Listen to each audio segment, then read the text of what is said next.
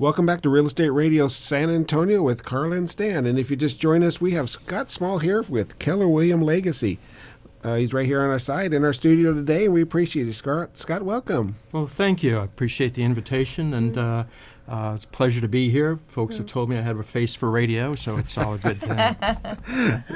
Scott Small is a full-time professional realtor. He grew up in Maine, a true maniac, as we call him, a.k.a. the maniac, maybe? I don't know. Karla has the words for that.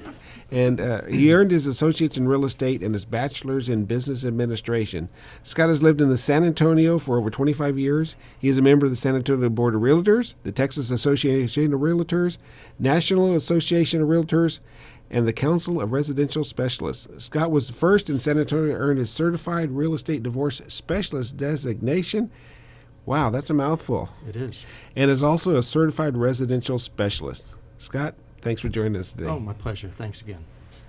Well, Scott, before we go on too far, I want to know where the maniac came from. I like that. Now, is that related to Maine, or is it related to something else? Well, it's part of Maine's identity now, I suppose. Maine isn't really known for its military presence in the country, but the Air National Guard unit that I was affiliated with some time ago, they had kind of adopted that as their symbol. It was the word maniac with a pine tree for the A and a jet flying around it, and I've seen those stickers all over the world. Everywhere I've traveled, it's a maniac sticker somewhere. So it just kind of has been adopted as part of. So it's an Air National Guard.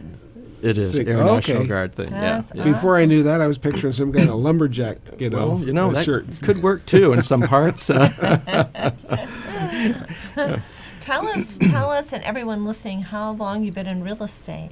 Well, it depends on how technical you want to get with that. If you go back to my high school yearbook in 1977, next to my photo, I said I was going to be a realtor. Oh, my gosh. And then in order to do what I wanted to do with the military and the Air National Guard, I needed a degree, and there was a personal friend whom I met, had been in real estate. I decided to pursue my first degree in real estate. That's the associates. And then actually it probably took my middle-age crisis, I guess, to actually get me practicing. But I've been doing this now for a bit over a decade and have been enjoying it ever since. Past life was in the corporate world and also the military, and I just love what I do now. That's awesome. And, well, in San Antonio, it's such a great market for real estate now. It is. It's a beautiful place to be. There are so many other parts of the country that have been hit hard and slow to recover, but we've been very fortunate in San Antonio. Yeah, we have.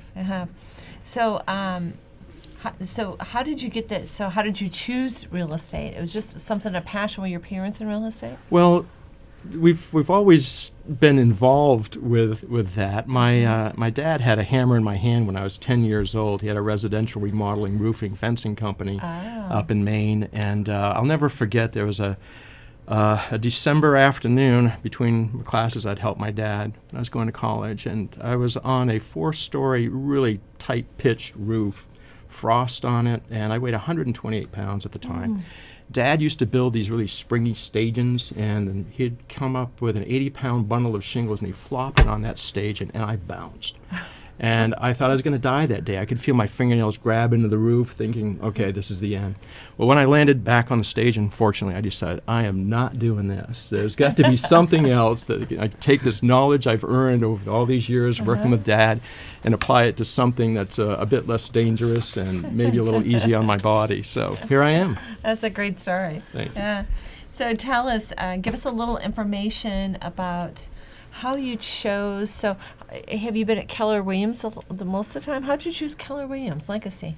Well, I started off in my career with another well-known franchise back in 2002, 2003.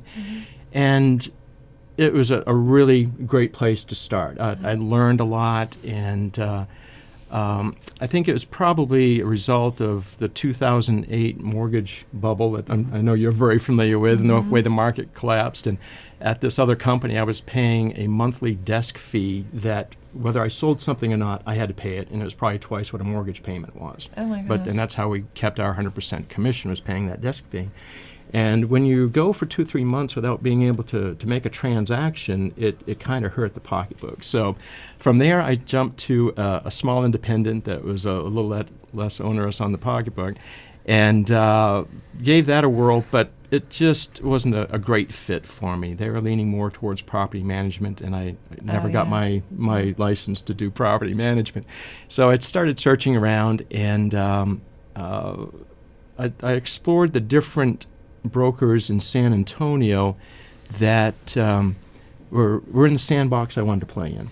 And then just through a process of elimination, I was very fortunate to saddle up with Stephen Gregg at Keller Williams Legacy. I think best broker in San Antonio. So proud and happy to be working with him. I hear that from everybody, Scott. Everybody that I've talked to is there because of Steve Gregg. He's a great guy. Great guy. Yeah, that's awesome. And if you're just tuning in, you're listening to Real Estate Radio San Antonio. That's Real Estate Radio SA. And our special guest today is Scott Small from Keller Williams Legacy. And we are going to be talking about some designations that he has that not too many agents have. He has a CRS and he has a divorce. The Certified Real Estate Divorce Specialist. And the Real Estate Divorce Specialist. So we're going to tell us a little bit about,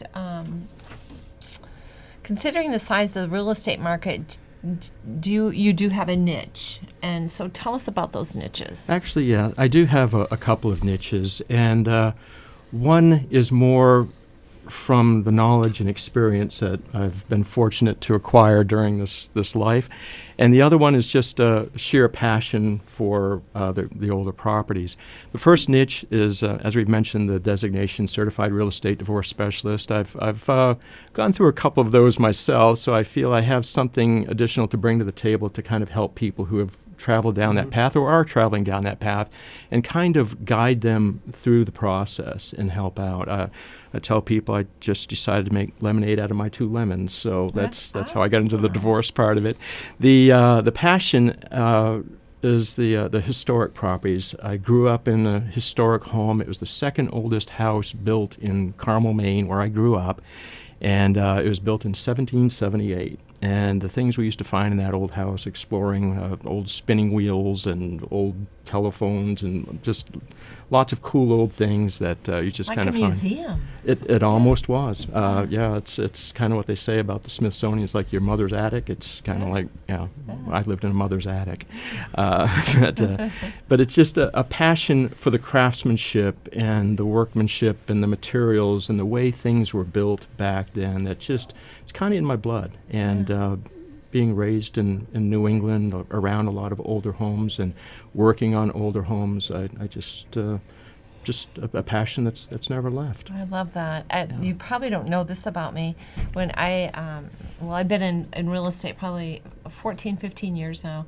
But when I began my career in real estate, I was a realtor as well.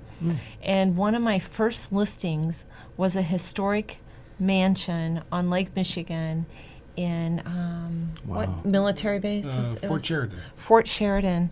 Oh, wow. And it was just, I don't know. I was blessed to get it, and it was just an amazing experience to learn so much about the historic designations and the stuff you can do and can't do, and the value that it adds to that home. Yeah.